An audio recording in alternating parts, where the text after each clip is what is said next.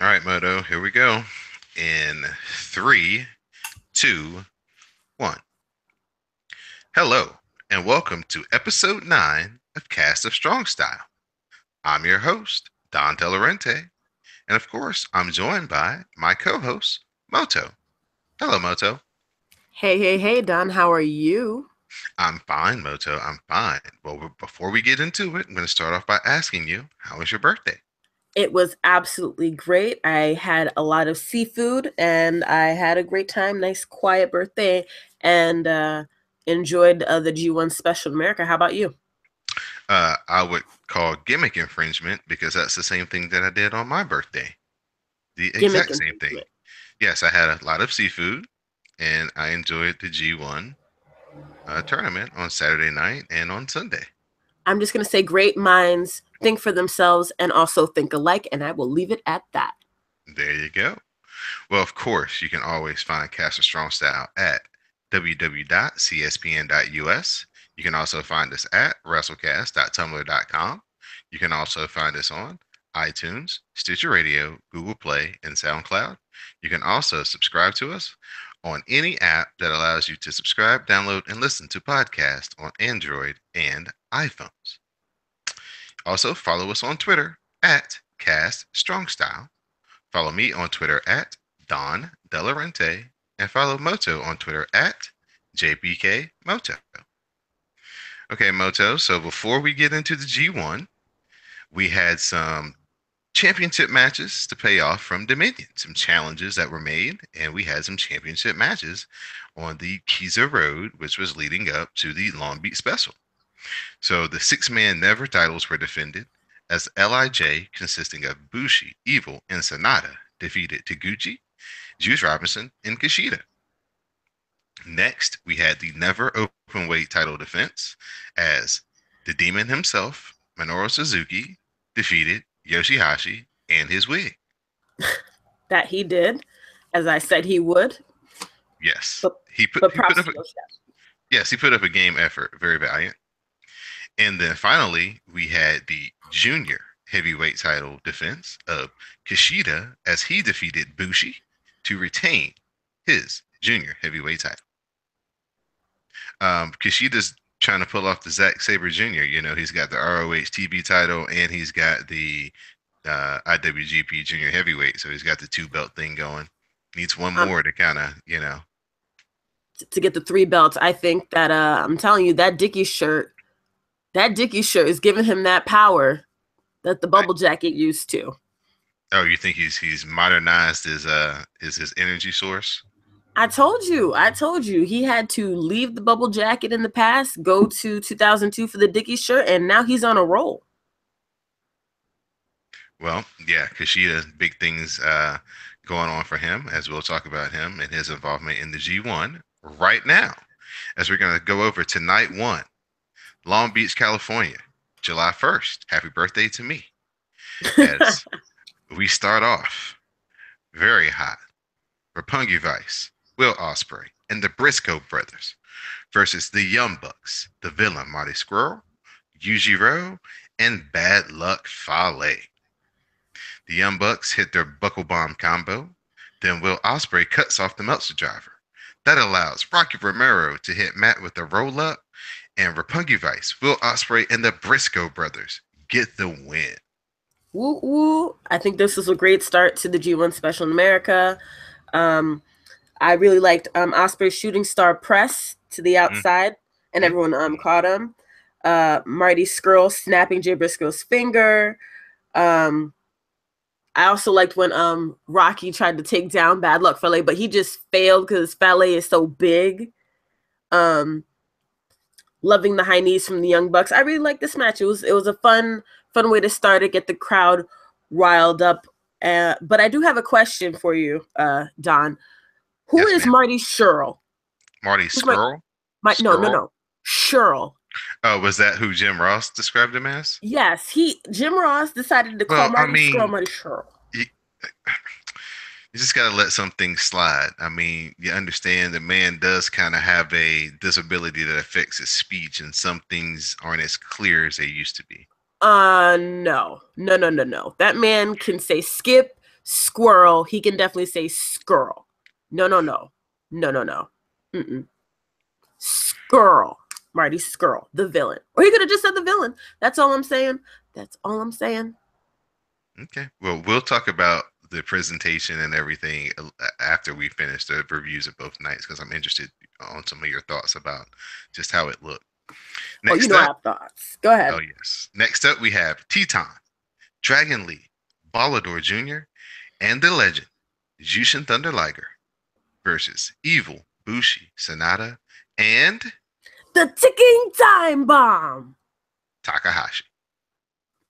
After Evil does his chair spot to Teton, Takahashi hits Teton with the time bomb and he gets the win. Um, what do you think about the stuffed animal? Okay. First of all, his name is Daryl. His name is Daryl Takahashi. And Daryl? if That's a pretty yes, ethnic name. I'm serious, his name is Daryl Takahashi. Okay. Uh every tour, I just find that Takahashi just comes up with something different to just make people, you know, raise an eyebrow. And Daryl is this next thing. I actually really love Daryl. I want Daryl. I want to buy Daryl. I want Daryl in my house. He is so cute. And I love during the Kizuna Road where Naito actually did the fist bump to Daryl. I like it. I think it's cute. It might be because I don't know. He has a thing with cats. I don't know. It's Takahashi. That's all you can say. It's Takahashi. I just like Okay. If you like it, I love it. it. Shade. Okay, I'm not crazy. I like Daryl, but Next. I no, Oh, you're go ahead. not gonna skip, buddy. We gotta talk Excuse about me. the match. I have my opinions too. So anyway, the match was fun. Um, I thought that Mexican Bret Hart really didn't do that much in this match, which kind of disappointed me. Teton got got a lot and exposed. He was exposed to the American audiences, which was nice. I like the three-way drop kick to Teton from Takahashi, Sonata, and Evil, and that two-chair shot that Evil likes to do into the time bomb. That was it. Just another fun match. It was just nice to see. Right, right. I think a lot of people, Moto, who aren't used to watching New Japan, who don't have New Japan World, they weren't used to all the multi-man tag matches. Mm, That was a lot of feedback that I got kind of on both nights, kind of like, Dag, what's up with all the tag team matches? They kind of weren't familiar with how they kind of use the tag matches to kind of build to the single events. Well, I mean, if you are not used to it, yes, it's going to be a little bit jarring to you if you're only used to the WWE style or other promotions in America. But they are a really good and useful tool to develop storylines, give people in the company things to do instead of just, being in the back collecting a check. It involves a lot of people in the company. I like seeing those matches. And over time, you really grow to like them. Of course, some can be a mess, but LIJ, they're probably like the masters of this right now. I love seeing them. And just give it a chance, folks. Give it a chance. And it does two things. It saves wear and tear on the Mm, guys because they're not doing as much work, and it's a way to keep the big match that they're building towards fresh. absolutely. And it's a good thing. I think it's a very good thing and a smart thing for a company to do. Right. So next we have our very first U.S. title tournament match, as we have the greatest first generation wrestler ever, Jay Lethal, versus Hangman Page, the first two contestants in the United States title tournament. Jay Lethal hits two enziguris, and then Jay Lethal follows up with the lethal injection, and he gets the victory to move on to the semifinals. You know, everybody's seen Jay Lethal. I don't know how familiar people are with Hangman Page. He actually got a chance to show off some really good skills. And I think, kind of the way his weekend turned out, as we'll talk about night two, that some things might be in the works for him. He might be on the uptrend. So good luck for Heyman Page, and you know how I feel about Jay Lethal. I was really pulling for him in this tournament. Wow, you didn't brag about how you were right. Oh, what a relief. Well, as for me, Jay Lethal did well. I mean, the big story was his injured ribs, and Paige attacked those as any smart wrestler would. I liked that Jay responded after Paige attacked before the bell with a drop kick to the outside and then a suicide dive through the ropes. And I liked Hangman Page's shooting star shoulder tackle outside to Lethal. It was really good and really athletic. This was more of a showcase for Hangman Page than Lethal, I'll say. But then again, with the injury, and of course the lethal injection for the win. Good on Jay Lethal. I like Jay Lethal. I like Hangman Page, and yes, there are some big things for him in the future. We had our next U.S. title tournament match as we had Juicy Robinson versus Zack Sabre Jr. Zack, Zack Sabre Jr. counters the Pulp Friction from Juice Robinson into the octopus hole. Excuse me. Juice Robinson tries to struggle to get out to the ropes, but Sabre Jr. just cranks on this octopus hole, and Juice has to tap out. This was a very, very good match. A lot of people with influence in the wrestling business said this was probably their, favorite match in night one, that they had a lot of respect for Juice Robinson, and that they really, got an eyeful from, Zack Sabre Jr. too with his style, that they meshed really good. So, as we've been saying on this podcast for, the 3 months, 4 months that we've been doing it, Juice Robinson definitely has changed his whole career around, and I was proud of him. He showed good, and Zack Sabre Jr. just manipulating the hand and the arm, and that octopus hole looked ugly at the end. So kudos to both of those guys. They really put on a great match. I agree, and those people were definitely right. It was one of my favorites of night one. Um, Zack Sabre Jr.'s mean streak continues. I mean, stepping on Juice's hand, bending his elbow. I like when Juice did the reverse backstabber to him. The double wrist lock to Juice. Man, did that look painful. I mean, when Zack Sabre Jr. did the arm breaker to the triangle choke to the other arm breaker, I can't. I can't. Zack Sabre Jr., man, you are devastating. Absolutely devastating. Juice also did a great job in this match to just try to keep up, try to survive. Of course, he couldn't, but it was a good match. Very technical from Zack Sabre Jr. Juice trying to go for his, punching offense, but I like this match, and I agree with the influential people in the industry. Very, very good match.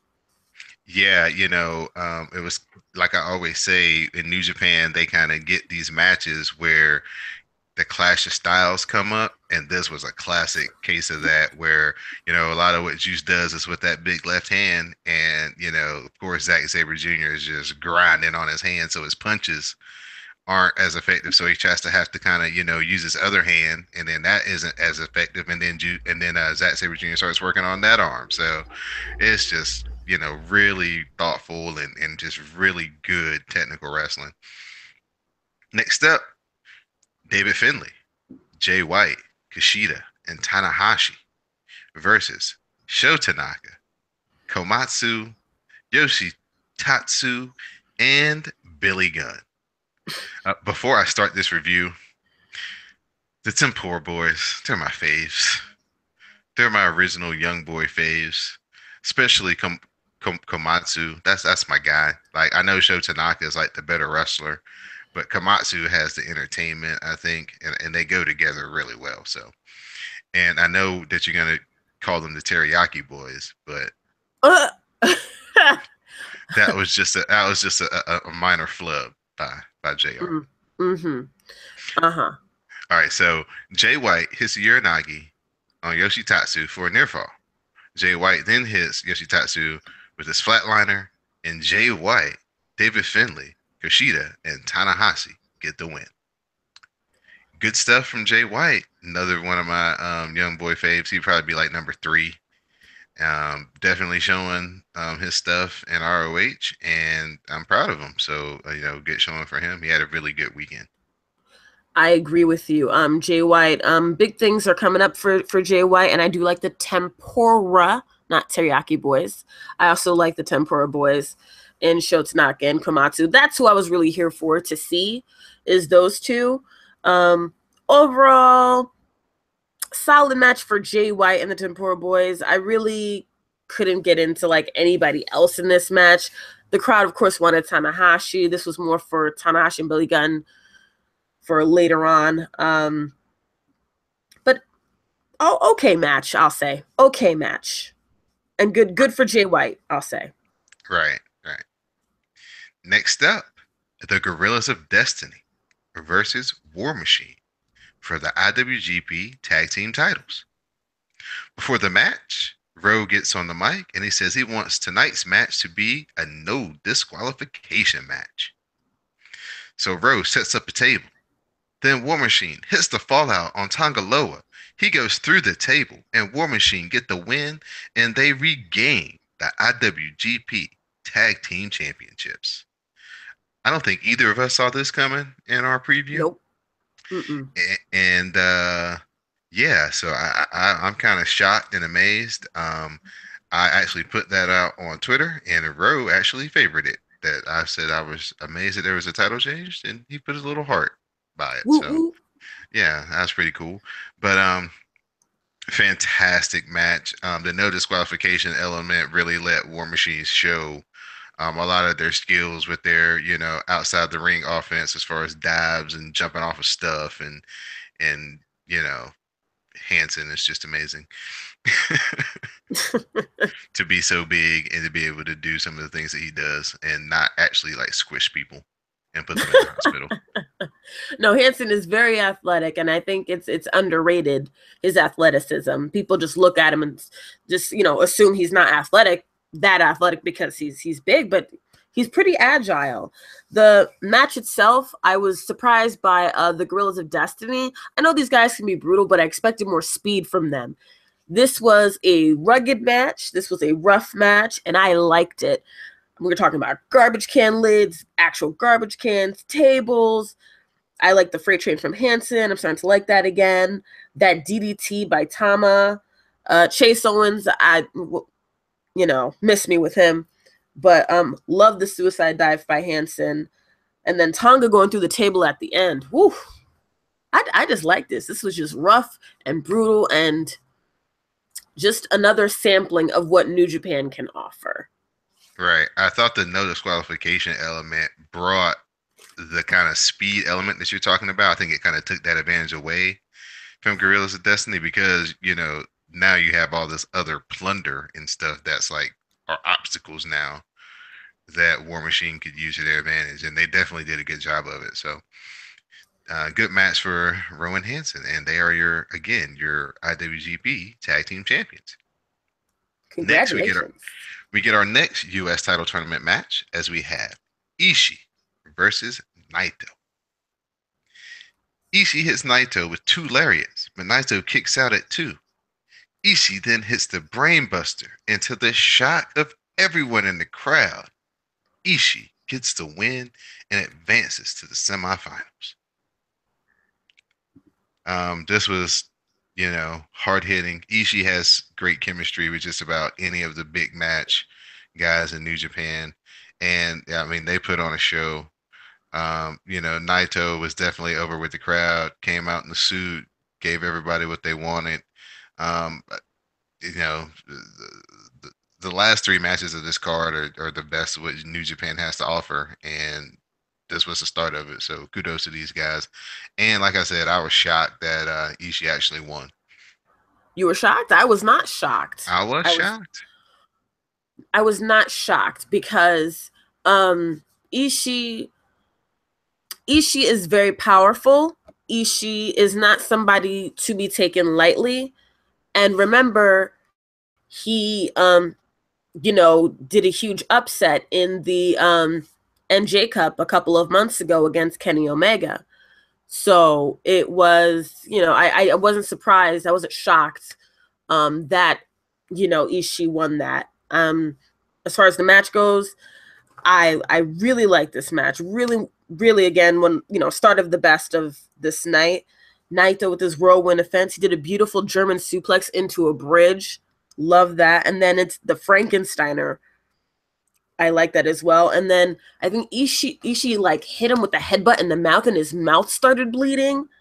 And it was like profuse bleeding. I was like, wow. And then later on in the match, he actually spit in Ishii's face. So the blood was like on his face and on his shoulders, which added to the brutality of the match. Huge lariats from Ishii and the headbutts, and then the brainbuster. Whew, I loved it all. Give me Yeah, more. yes, this was like I said, New Japan kind of does this thing where they go from kind of lukewarm to warm to medium hot to boiling, and that was definitely the start of the medium hot right here. So next we get Michael Elgin versus Kenny Omega, U.S. title tournament match, our final one of the night. Kenny hits the V trigger, then follows that up with the one winged angel and gets the win. So many near falls, so Yes. many V triggers, so many kickouts by Mike Elgin and fighting off the one wing angel and the Razor's Edge power bomb off the top rope to Kenny Omega that I thought had done him in. I was watching this with my mom and she was like really into it. She was like, "Oh my goodness, this is one heck of a match." I really enjoyed that. So this match got the Mama De Laurenti and Don De Laurenti match of the night stamped from us. So your thoughts, Moto? I mean, you basically said it all. It was just hard hitting, just near fall after near fall. You're screaming. You don't know who's gonna get it at this point, and it was just great selling by Kenny Omega. I thought he almost died after that crucifix power bomb from the middle rope. I was like, oh my gosh, I couldn't believe he kicked out after that. I was screaming at the TV. Just watch it, folks. It's a great, great match. One of the best of night one by far. Yeah, definitely a match of the year candidate. I mean, it won't win, but it's definitely in the top 10 for this year, for sure. Mm-hmm. We have our main event of night one, as we have the Rainmaker, Okada, versus the American Nightmare, Cody. Cody tries the one winged angel, but Okada escapes and hits Okada and it hits Cody with the German suplex. Okada then hits Cody with the jumping tombstone. Then Okada gives Cody the Rainmaker, and Okada gets the win. After the match, Kenny grabs the mic and he cuts a promo about being jealous that he wasn't in tonight's main event. But Kenny says he won't steal Okada's moment because they still will face each other again in the G1. This was the best match Cody Rhodes has ever wrestled in his life. Correct. He took his time. He, did kind of like the heel things in the beginning, going out there kissing Brandy, and when things got a little too hot for him, he'd roll out of the ring and kind of take his time, and But then when he opened up and put that calf crusher on Okada, shit was on, and they had a hell of a match. And I commend Cody Rhodes for stepping up because a lot of people were like, we don't know if he can hang with Okada because we've been so used to seeing WWE Cody, and we don't really get a chance to see what he's doing on the indies. It's not in our eyesight as much, and nobody's really seeking that out. So this was the big stage, and Cody stepped up. Nobody had any worries about what Okada was going to do. His track record speaks for himself. So I will just say, good job by Cody. And Moto, I'll let you take it from here because I know you're going to talk about kind of the deeper interworkings of Cody and Kenny Omega. Well, of course. On the wrestling aspect, of course, like you said, this was a great, great match. And this is what people needed to see from Cody. People needed to see this match, that he could definitely hang. And JR was right. We needed to see his evolution. This is not WWE Cody anymore. This is not Stardust you're seeing. This is Cody Rhodes, Bullet Club, American Nightmare Cody Rhodes, and he has established that now. And I'm very happy he put in the work and he did it up. In terms of story, we're gonna talk about Kenny Omega coming out with the towel. If you don't remember, Cody came out during Okada Omega 2 with the towel and tried to throw in the towel, and he was stopped by the Young Bucks and the rest of Bullet Club. Kenny did the same thing, came out, tried to throw in the towel. Brandy, Cody's wife, came in, and Kenny actually gave the towel to Brandy and begged her to throw it in as well. And of course, she didn't do it. But this distracted Cody. Now he's not even focused on the championship in front of him. He's focused on proving Kenny wrong.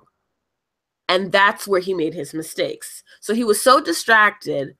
And of course, you can't give Okada an opening. He gave Okada the opening that he needed, and there you have it. And now this fight is it's brewing between Kenny and Cody. It's gonna come to a head sooner than later, but the match was great, absolutely great. Right. Just a great night one. They hit all the marks. I was hyping this up, like I said to my mom. She's the person who got me into wrestling, so I was like, this is a big deal. And yeah, from the tag team match, those last four matches, yeah, she was really into it, and we were really having a good time watching New Japan. So night one was a success. Mm-hmm. It's also a success. Yeah. Amazon.com. Anytime you do any type of searching for anything on Amazon.com, you can find it there. So why not do that and also support one of your favorite podcasts at the same time? Go through the website, www.cspn.us, click on support, and then there you can click right into Amazon, do your shopping. As I'm still searching for the Bullet Club umbrella, still one of one. But when I do find it, I will buy it through Amazon.com, and it will then give some of the purchase back to the podcast to help keep us free each and every time we come out to do the podcast for all our great listeners and fans. So please, CSPN.us and Amazon, do it today. Moto, we're going to move into night two as we start with David Finlay, the legend, Jushin Thunder Liger, and Kushida versus the Tempura Boys, Sho Tanaka, Komatsu, and Yoshitatsu. Finlay puts Yoshitatsu in the stretch muffler. Liger puts Komatsu in a surfboard. And Kushida puts Tanaka in the hoverboard lock, and they all tap out. Good stuff. Good start. Fun match. Everybody loves to see Liger, and everybody loves to see the surfboard. We love the surfboard. Yes, it was a fun match, a good start. I think it was your typical opener. Yoshitatsu, I'm sorry, nobody was really here for Yoshitatsu, and I really can't blame them. But other than that, he was Otis to the situation. Nobody came to see you, dog. Oh wow. Wow. That was I'm speechless, Don. I'm usually you know what? I'm just gonna keep it at that. Just keep it at that. Yeah. Mm-hmm. So we have our first United States title semifinal match, as we have Jay Lethal versus Kenny Omega. After a doctor bomb to Jay Lethal that only gets a near fall, Kenny hits Lethal with a V trigger, then sets up Jay Lethal for the one-winged angel. Lethal tries to counter the one-winged angel into a Hurricane Rana, but Kenny holds on. He powers Lethal back up and hits the one-winged angel, and he gets the win to advance to the finals. Very good match. Again, Jay Lethal's ribs played a big factor. I'd like to see this match with Jay Lethal being 100%, where his ribs aren't, gonna, probably have him at about 75% going into the match. Um, like I put on Twitter, this is a dream match anywhere in the world, and these guys really put on a show. Even with Jay Lethal having the bad ribs, it was still a hell of a match. It really set the tone for what this night was going to be as far as the United States title semifinals and final. I definitely agree on that. Jay Lethal did a really good job. I really kind of dismissed Jay Lethal before, but I really have to give him his credit in this match. Kenny, as well, saw a target. It was a big target, and that was his ribs, Jay's ribs, and he went for it. Just move after move. Nothing was wasted. He wanted to cripple Jay Lethal, and he went for it, went for it, went for it. And Jay knew he had to be desperate at this point. He's not 100% healthy. He had to go for broke if he wanted to continue in the tournament. So he would, try for the lethal injection a couple times. Still didn't work. It just wasn't enough to finish Kenny off. I mean, and Kenny just does what he does. Got the job done. And it wasn't that Jay Lethal couldn't hang. It just that Jay Lethal wasn't healthy enough to do what he had to do. And that's the story that was told. I'm happy for Jay Lethal. He did a great job. Of course, I'm happy for Kenny, but I definitely had to give my credit, my tip my hat to Jay Lethal on this one. Right, right. The storytelling in this weekend was fantastic. Especially in night two, just the way these matches played out, just fantastic type of booking and storytelling. Mm-hmm. So we get our next U.S. title semifinal, where we have Ishii versus Zack Sabre Jr. Zack Sabre Jr. hits Ishii with the PK, but Ishii no sells the PK.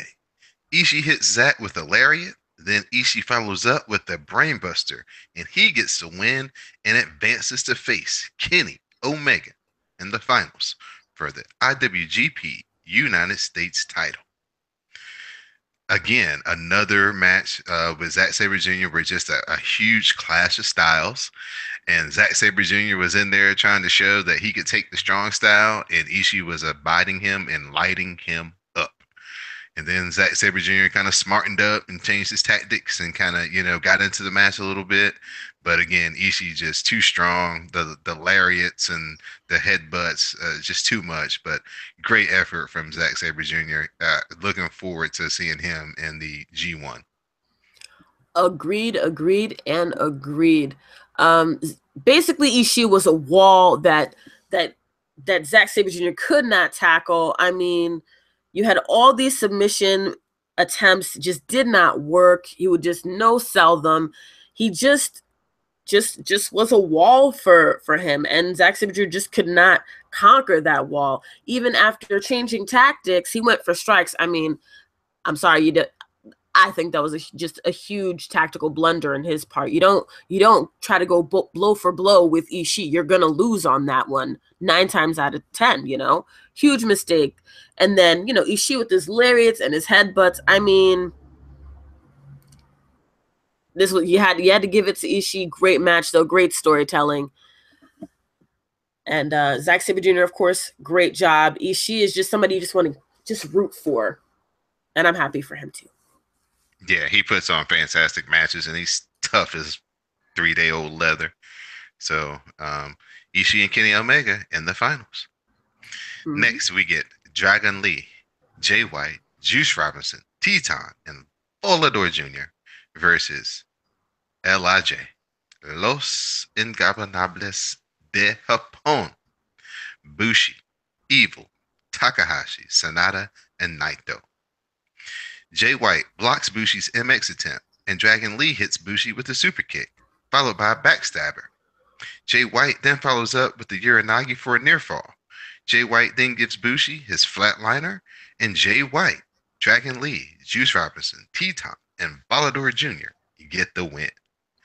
Like we said earlier, foreshadowing in night one, night two, Jay White follows up again, gets a pin for his team, and furthering his, all eyes on him, opening up eyes for people who haven't had the chance to see him. Like I really haven't, I don't follow ROH that closely, so I haven't really had the chance to see him during his excursion. So it was really cool to see him be able to show off his move set and show his advancement from his young boy days. I agree, and it seems like his excursion really did him well. I liked his work in this match as well. I liked, of course, Takahashi and Dragon Lee squaring off and just battling each other. I just want these guys to feud forever, fight forever. Takahashi and Dragon Lee, they just go at it, and I just liked it. Jay White, he's gonna be something. I don't think he's gonna be a doing jobs forever. I look forward to seeing what's gonna happen with him. Next up, Gorillas of Destiny and Hangman Page versus Michael Elgin and War Machine. Hangman Page hits Rowe with a lariat. Then Hangman Page follows up with the rite of passage on Rowe, and the Gorillas of Destiny and Hangman Page get the win. Again, another strong effort from Hangman Page. Showing everybody that hey, he's not the weak link that everybody thinks he is, and he can really go. And I'm proud for him. So good luck to him, and hopefully he can sell a few more T-shirts with these two victories this weekend. I agree. Also, a big note. At the end, Hangman Page actually grabbed War Machine's tag titles and said that those tag team titles will be mine. And I kind of was confused by that, but I guess that's his next goal. I wonder who he's going to pick to be his partner. That I'm not sure about, but that just made me raise my eyebrows a little. But hey, overall good match. Just a fun match. Kind of a hossy match. Good stuff. Right. We get the Young Bucks versus Roppongi Vice for the IWGP Junior Heavyweight Tag Team titles. Wait a second. You forgot. It's Roppongi Nice. Mm-hmm. Zumonji Vice. Mm-hmm. Budongi Lice. Mm-hmm. AKA Roppongi Vice. Roppongi. Mm-hmm. Roppongi. Right. The Young Bucks dedicate this one for Meltzer and hit Rocky Romero with the Meltzer driver. The Young Bucks apply the Scorpion Deathlock to both members of Roppongi Vice, and Rocky taps out. The Young Bucks retain their IWGP Junior Tag Team titles. The dedication of the Meltzer driver to Dave Meltzer was because earlier in the weekend, Dave Meltzer's father passed away. So, of course, if you know anything about the Young Bucks, that's their finishing move that basically sends everybody home. It's called the Meltzer driver. So that was pretty cool. They gave a big shout out to him. They did a ridiculous senton indie taker on the outside to poor Rocky Romero. I thought they killed him. But luckily, he showed more fighting spirit and was able to continue. Like I said, the Young Bucks, Roppongi Vice, they have tremendous chemistry. I could watch these guys wrestle every day of the week, and every match would be something different just because of how they get down. And it was great. This was well, hold on. You just talk about the match. All right. This was a great match. Of course, the Young Bucks, I mean, people want to say that they just do spots well, and that's that. You're not paying attention. These guys do a lot. They tell their stories. They do it well. These guys are devastating, and they know how to put people away quickly. And they did that. They would just go and go and go. Of course, they try to kill Beretta. I feel like people try to kill Beretta every match. They always do that. And, poor Rocky. But I think this was a fun match and a very powerful match. So good for them. Right. It was a good match. It definitely gave the guys and all those Bullet Club shirts definitely what they came to see this weekend. Was the Young Bucks do the Young Bucks type things. So during their celebration in the ring, the Young Bucks get hit from behind by a springboard drop kick from Ricochet. Ricochet then follows up with a huge dive on the Young Bucks to the outside. May I say that during this whole exchange, Ricochet never loses his glasses or his hat. This man is so talented. Ricochet gets back in the ring and he cuts a promo. He says that there's no way he could miss this show. Ricochet then says that he would have been here sooner, but a certain underground fighting promotion were being pricks. Ricochet then issues a challenge to the Young Bucks for a title match against Taguchi and himself. You want That's to yeah, just, yeah, would you yeah. feel the just I'm, the awesomeness of Ricochet never losing his accessories, but doing I, like, I, I, I did. I was flabbergasted by that, and I actually tweeted him. I asked him, "But how did your glasses stay on?" And he answered me and said, "Swag." Okay, King Ricochet. I'm gonna have a talk with you when I see you in a week, sir. Yes, oh, I'm gonna have a say talk with you. Yes, I'm gonna go please see say him and more. meet him. Oh, nice, cool. And Yeah, I'm not accepting that answer. And plug him into the show and so you can get him as a guest. I mean, work your magic. listen, it's one step at a time. I've gotta one step at a time. So Now you swag gotta is his answer. you gotta like when the door is open, you just gotta rush in like cold wind and try to get everything you can. Oh, hi, King Ricochet. I'm Moto, and I do theories on Cast Strong Style. Would you come on the show? Yes, give me 5 minutes. That's all we need. Five will turn into 15, and then we'll have the hottest rated podcast in the world. Okay, I'll do it for you. Ratings, ratings, Moto, ratings.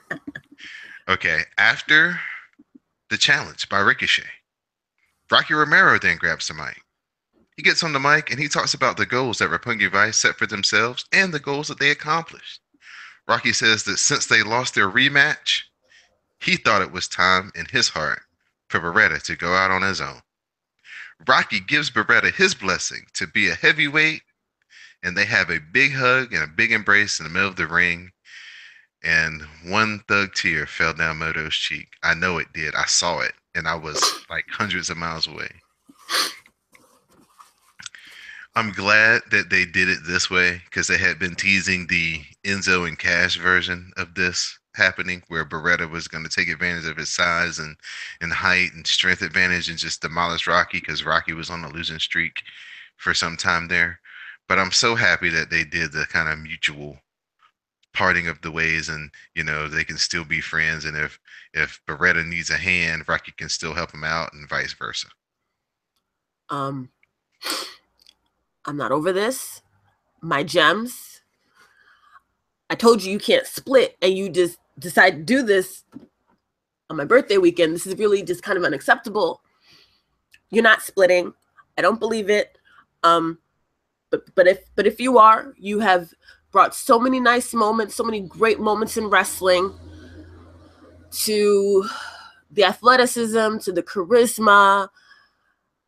I just thank you for your work, and that's all I have to say. It's not happening. That's it.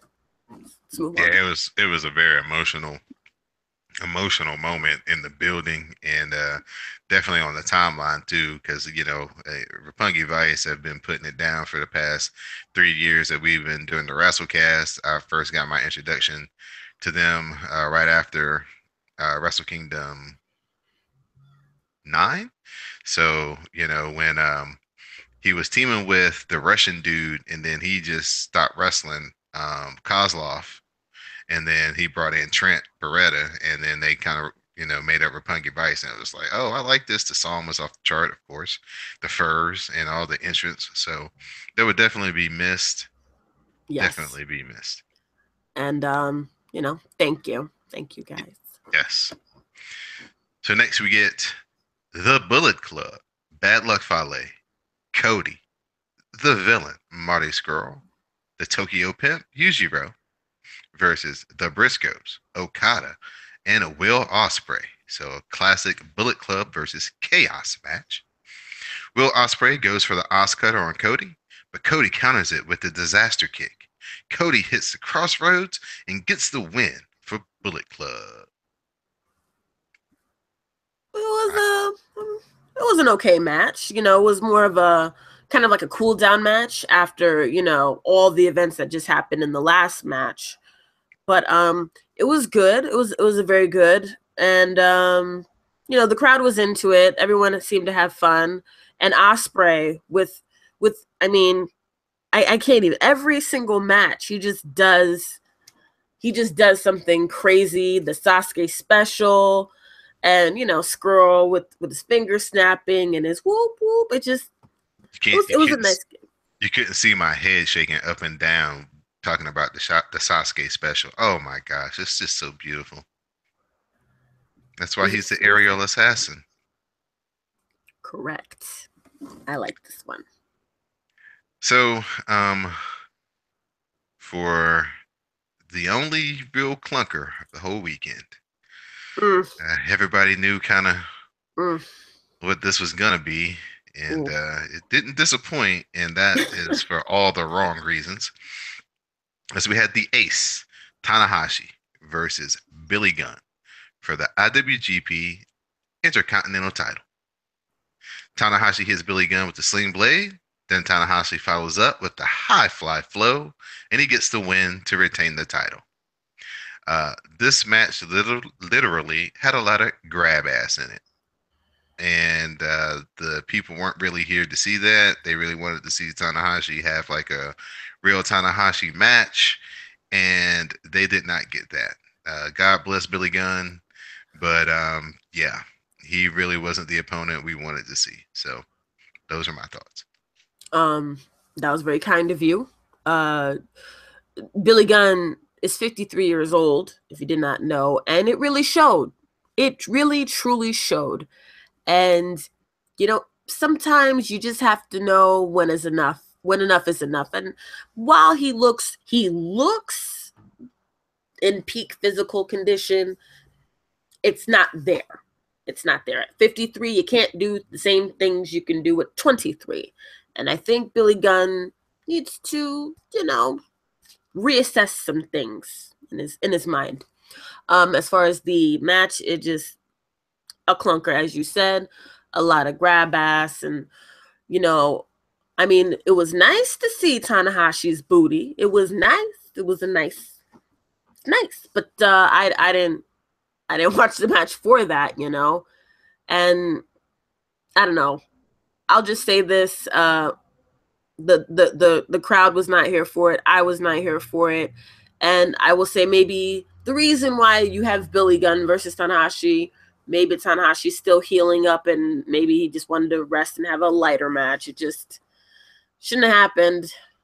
It just not Billy Gunn. And thank goodness that's over. Right.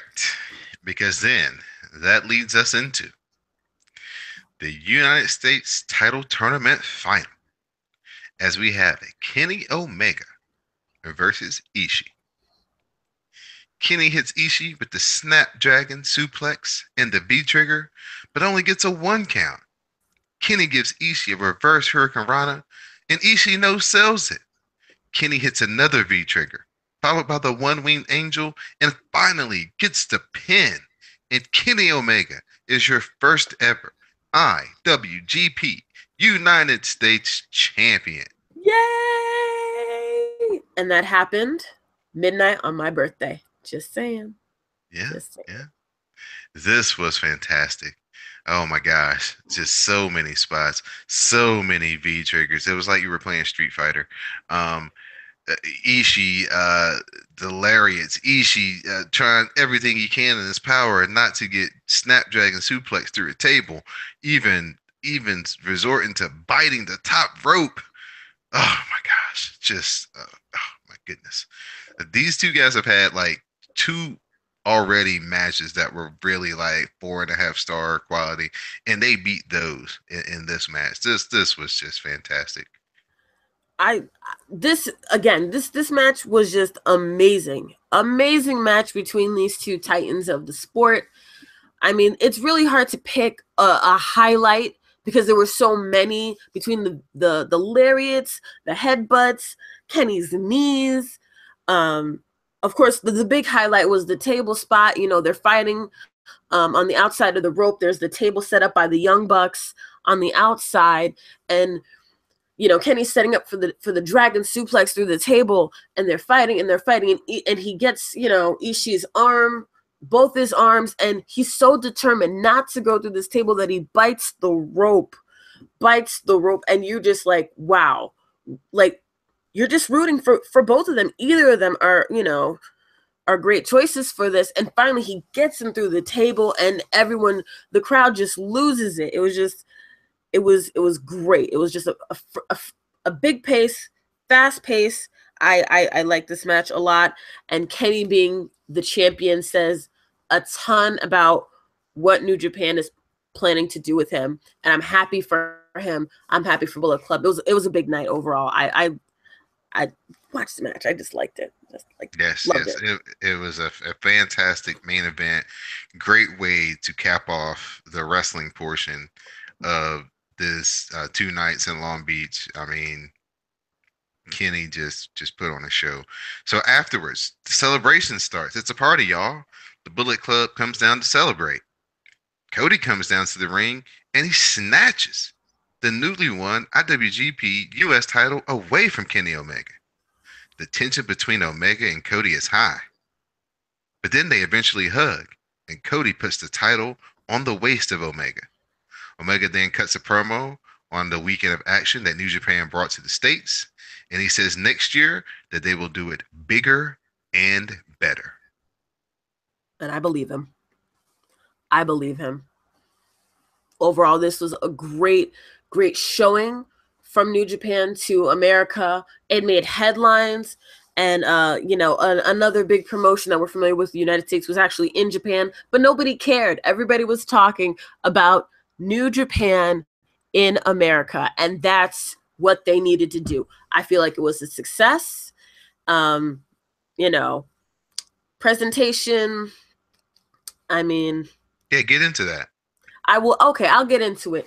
I'm going to say this: they need two different American announcers, two different English announcers. Point blank. Period. Jr. I'm sorry, he phoned it in.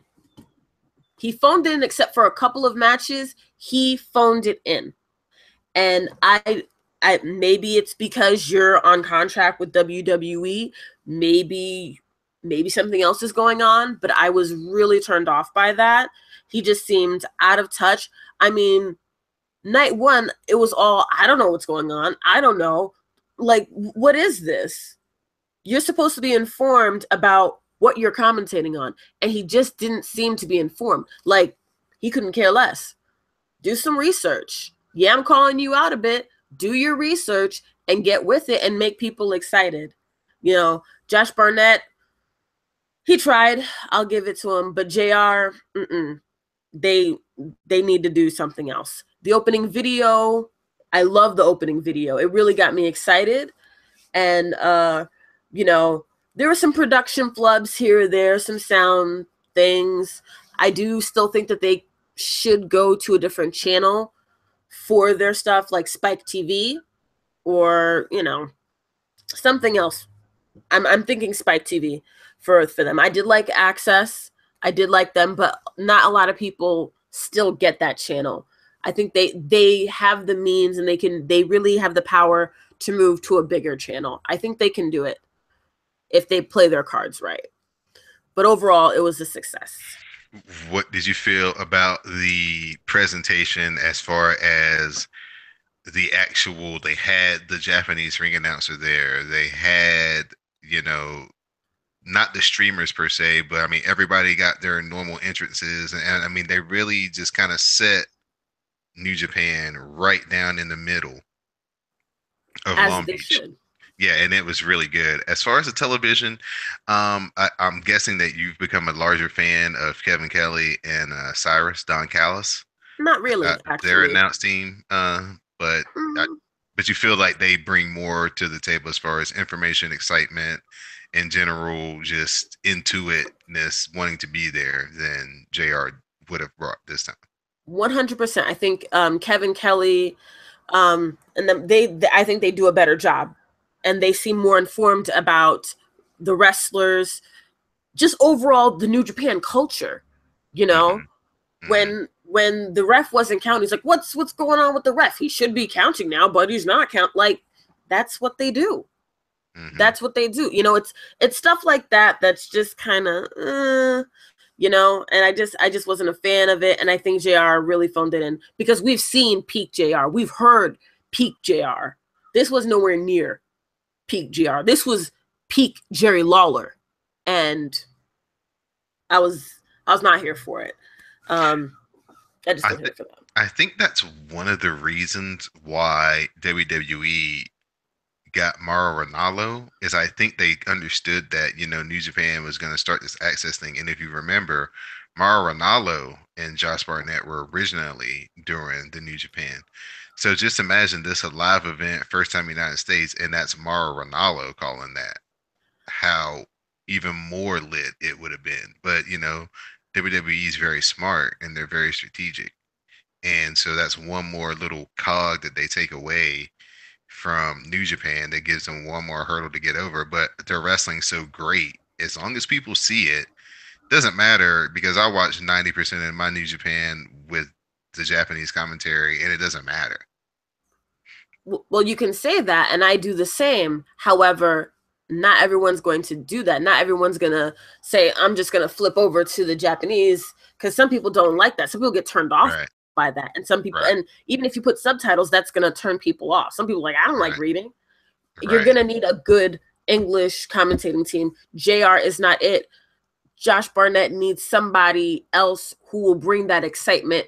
Mauro Ranallo, um, yes, could bring the excitement, absolutely, but he's not the only announcer out there. And there's certainly probably an upcomer that could probably do the job if done properly.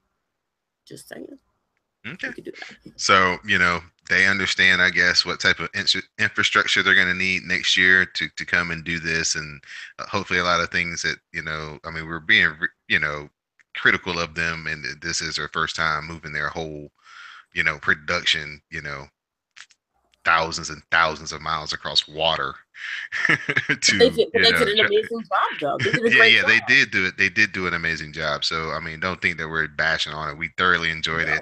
I like the way that Access kind of handled it without interrupting the matches. All the matches got through, and then they would show their commercial breaks.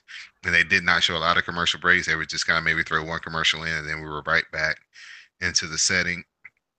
So that was good. It didn't give people a chance to, get very far away from their TV. So I thought that was smart. I agree. All right, before we go, of course, by the time we talk to you again, the G1 Climax, the tournament of all tournaments, will have begun. So we're going to give you a quick preview. We're going to run down the different blocks. We're going to run down some notable matches that could happen and one that's definitely going to happen. So in Block A, we have the Ace, Tanahashi. We have Makabe. We have Ishii. We have Goto. We have Yoshihashi and his wig. Bad Luck Fale. Yuji Nagata. Zack Sabre Jr., Kota Ibushi, and Naito. Very strong. Block A. Yes. Block B has Okada, Mm, Yano, Kojima, Michael Elgin, Jose Robinson, Tamatanga, Sanada, Evil, Minoru Suzuki, and the reigning, defending G1 Climax champion, Kenny Omega. Now, it has already been mapped out that on the final night of Block B competition, we will get Okada versus Kenny Omega 3. woo. This will be a 30-minute time limit match on this tournament match. And this could really be to see who advances into into the later rounds. This could be like one of those, whoever gets a point here could, at the end when it's all said and done, this could be the one. So that's a definite match that's going to happen. The ultimate dream match that everybody wants to see happen is Kenny Omega, the winner of Block B, in the finals versus his longtime friend, former tag team partner, the winner of Block A, Kota Ibushi. Please, please, I need this to somehow make happen. it happen. It Make it needs happen. to. It needs to And happen. for all the fans of the CWC who felt like they got robbed last year and did not get a final of Zack Sabre Jr. versus Kota Ibushi, this match will take place during the Block A competition of the G1 Climax 2017. So, I mean, those are two definite matches that are going to happen, that are going to have a lot of eyes on them, and they're going to be very fun to watch and very fun to review. I'm so excited to just I can't even. There's so much going on in G1 Climax. There's so many possibilities, and I am so excited for this. I can't wait to see this Kota Ibushi versus Kenny Omega. It's going to be great. Well, that's only if they both reach the finals. This is not set in stone. mm, it needs to happen. It It needs to needs to. happen. Yes, I agree. It needs to happen, but will it happen? Let's hope. Just to let Let's. you know, also July 16th and 17th, it's gonna be Naito versus Kota Ibushi. Hmm. Yes, first night, and that will be free. I think they're gonna have that either on New Japan World for free and on YouTube, I think as well. So yeah, night one will be free as Kota Ibushi will face Naito in the main event. Y'all have no excuses. Y'all need to watch And I that. That's think gonna it's be a like great match. Tanahashi versus Zack Sabre Jr. too, if I'm not mistaken. It's like the semi-main on that one, I think. Yes. Yeah, so very, very strong opening night of the G1 Climax. The G1 Climax starts on July 17th. It concludes on August the 13th. The winner of Block A will face the winner of Block B in the finals. If the IWGP champion does not win the tournament, the winner will receive a briefcase that holds the contract for a title match at the Tokyo Dome on January the 4th. So, Moto, before we let you go and before we get into your possible rant, rave, or theory, who are you looking for as maybe a favorite in Block A and Block B and maybe a dark horse? A, oh, so Block A favorite, Block B favorite, and a dark horse. Is that what you're saying? Yes, ma'am. Okay. So Block A favorite would be actually go over them for me one more time for Block A. There's so many. I'll start at the bottom. Naito, Kota Ibushi, Zack Sabre Jr., Yuji Nagata, Bad Luck Fale, Yoshihashi and his wig, Goto, Ishii, Makabe, and the ace, Tanahashi. Okay, so favorite is going to be Kota. Um, Tanahashi actually is not. He's not going to win this. I think the dark horse is going to be Ishii again, and Naito. I'm favoring to go far. Okay. Block B, you need those names again, or you already got who you. I've got him. Okay. Fave of course will be Kenny Omega. Um, dark horse is going to be Michael Elgin. And to win, yeah, I'm going to say Okada, unfortunately. Oh, interesting. For me, my favorite in Block A to me would be Naito because he got so close last year. He had that fantastic match in the semifinals against Mm-hmm. Kenny. He was right there on the edge. My dark horse would be Zack Sabre Jr. for Block A.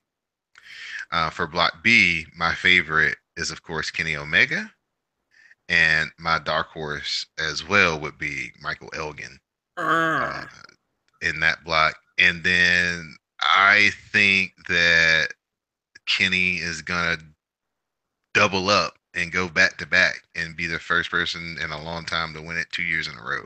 that would be amazing.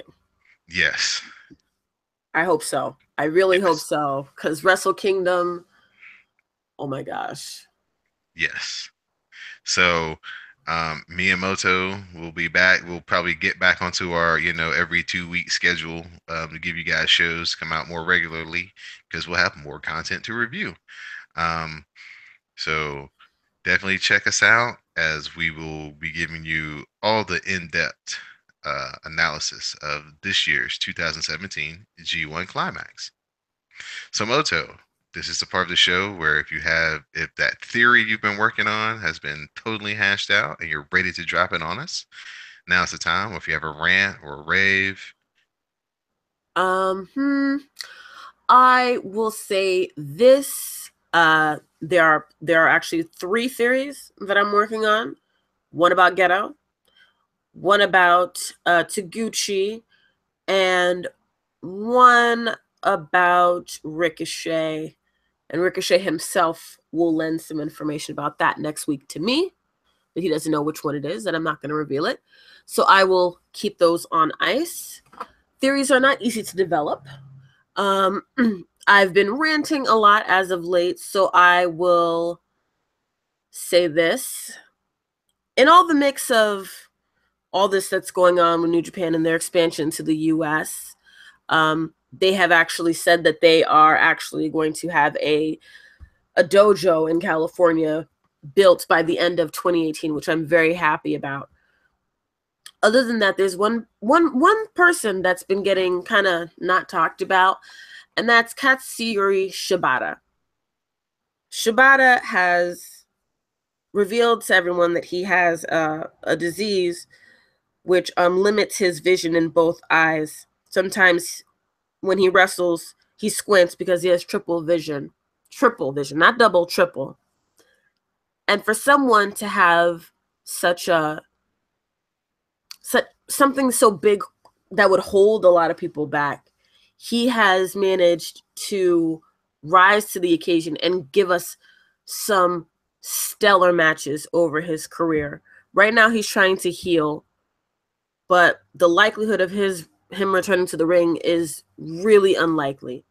And if we have seen him do his final match, and that was the one against Okada, he it's a match that is a great one to go out on, but it's unfortunate because he has so much potential in his career. And I want to say thank you for just overcoming everything. Thank you for showing us that people, no matter what's holding you back, you can rise, you can overcome. And I wish you the best in your healing. And if you come back, I hope you come back healthier and stronger than you ever been. So thank you, Shibata. yes, I definitely echo Moto's sentiments and thoughts because Shibata was my guy well before I really got into Kenny Omega or anybody else. The first guy that kind of got my full New Japan attention was Shibata.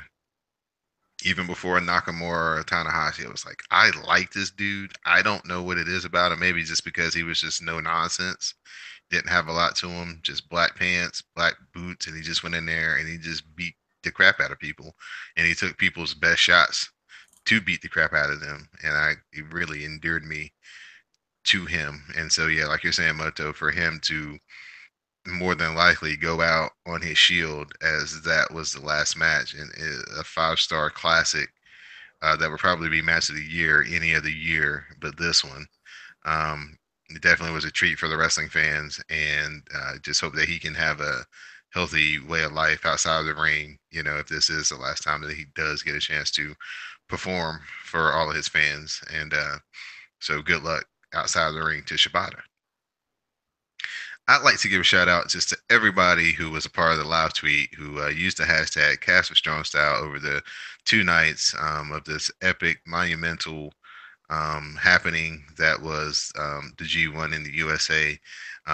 We're still growing here on Cast of Strong Style, so it was cool to see the hashtag going out and being a part of the timeline and people chiming in and getting behind it and let them know that yes, there is a voice and a place to talk some New Japan for the diehards of us out here who swear that this is the best wrestling that they watch consistently at all times, even with some of the Americanized run-ins and kind of squirrely bookings that they've kind of had here lately. It's still miles and miles better than WWE's product on a consistent basis. And I'm glad that we get a chance to kind of promote it and spread the word and try to get people's eyes on it. And whatever we can do to, get New Japan and more people's vision and their right in their eyesight, right in the middle, and let them know that hey, there's something a little bit better and it's just as fun and just as entertaining. I'm glad that we can do that. And I know that Moto feels the same. And I'm glad that she's here to break all of this down with me. She's the best co host ever. Aw, you're the best co-host, Don. You're the best. And Ah, so are our listeners. You guys are the best. We appreciate you. right. Mutual Love Society here on Cast of Strong Style. It's the cancer season. So, Moto, if you don't have any more shout outs or any more thank yous or anything like that, Mm-mm. all right. I'm Don Delarente, and of course, for my co host, Moto, this has been episode 9, Cast of Strong Style. Thank you for listening.